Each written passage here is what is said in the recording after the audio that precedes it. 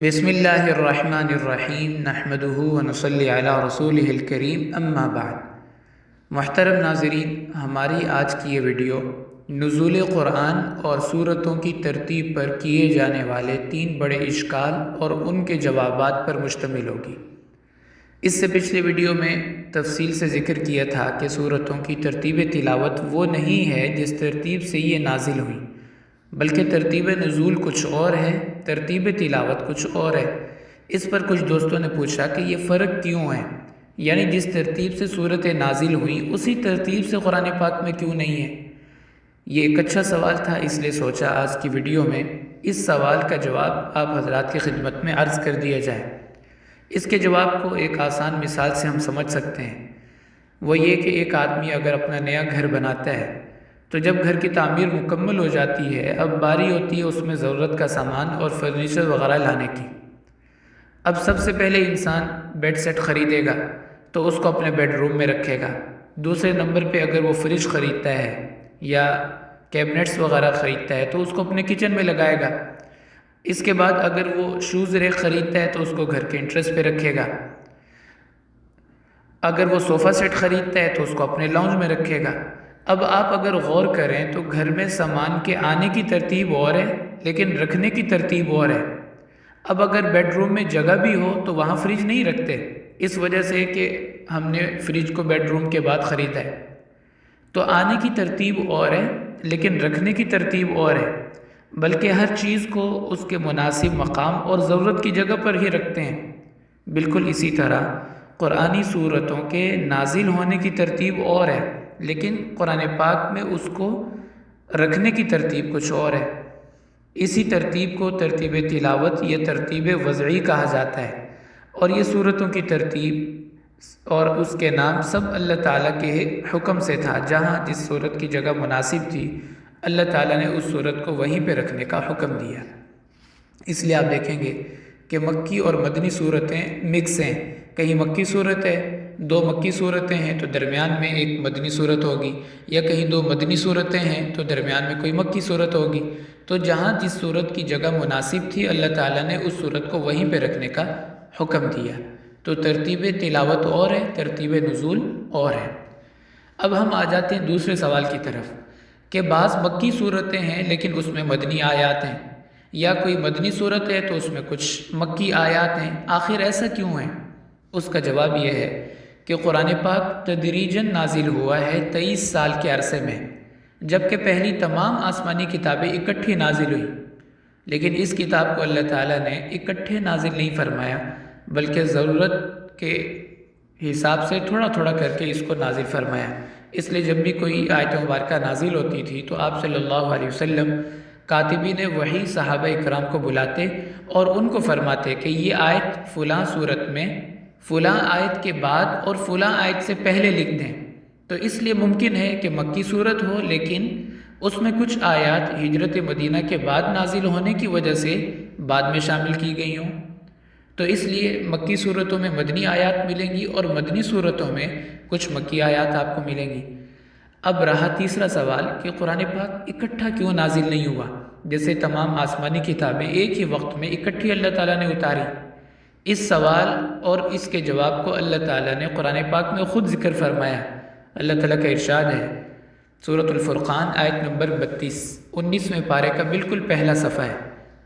اللہ تعالیٰ کا ارشاد ہے، وَقَالَ الَّذِينَ كَفَرُوا لَوْلَا نُزِّلَ عَلَيْهِ الْقُرْآنُ جُمْلَةً وَاحِدَةً کہ یہود و نصارہ آپ پہ اعتراض کرتے ہیں کہ قرآن پاک آپ پہ اکٹھا کیوں نہیں اتارا گیا، جس طرح کہ پہلی آسمانی کتابیں تورات اور زبور تمام صحیفے اللہ نے اکٹھے اتارے۔ اللہ تعالیٰ اس اعتراض کے 3 جوابات یا 3 حکمتیں آگے بیان فرما رہے ہیں۔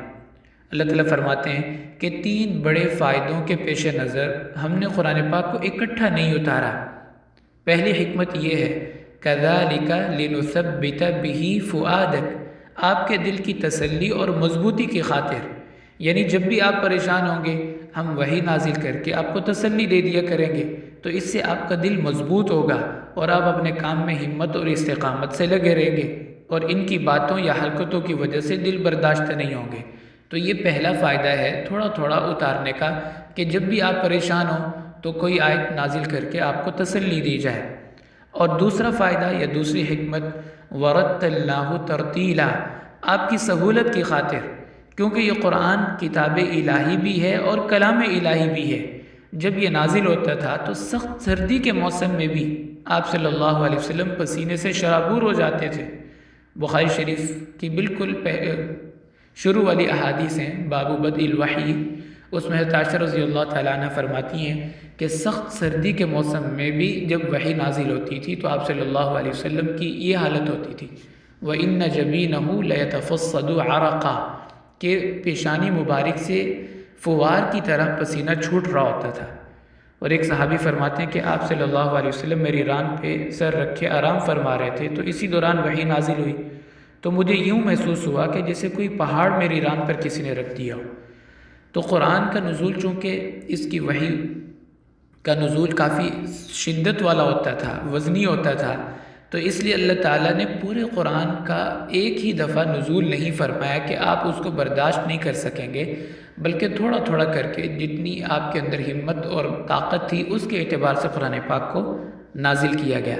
قرآن پاک کو اللہ تعالیٰ نے قولاً ثقیلا فرمایا ہے، وزنی بات فرمائی ہے، اور اتنی وزنی بات کہ اللہ تعالیٰ ارشاد فرماتے ہیں اِنَّا عَرَضْنَا الْأَمَانَةَ عَلَى السَّمَاوَاتِ وَالْأَرْضِ وَالْجِبَالِ فَأَبَيْنَ أَن يَحْمِلْنَهَا وَأَشْفَقْنَ مِنْهَا وَحَمَلَهَا الْإِنسَانُ، کہ اس قرآن کو ہم نے پہاڑوں پر پیش کیا، آسمانوں پر پیش کیا، سب اس کو اٹھانے سے عاجز آ گئے اور سب نے معذرت کر لی۔